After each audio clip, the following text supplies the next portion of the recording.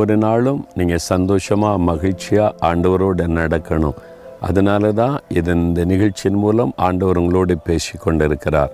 சந்தோஷமாக இருக்கீங்களா? இயேசுவோடு வாழ்வது சந்தோஷந்தானே, துக்கமாக இருக்கக்கூடாது.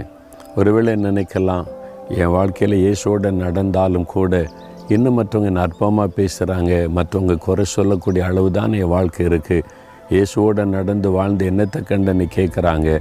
அந்த மாதிரி சூழ்நிலையில் இருக்கிறீங்களா?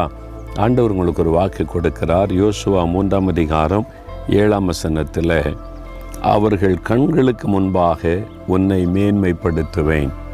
ஆண்டவர் சொல்கிறாரு, அவர்கள் கண்களுக்கு முன்பாக உன்னை மேன்மைப்படுத்துவேன். யாருடைய கண்களுக்கு முன்பாக?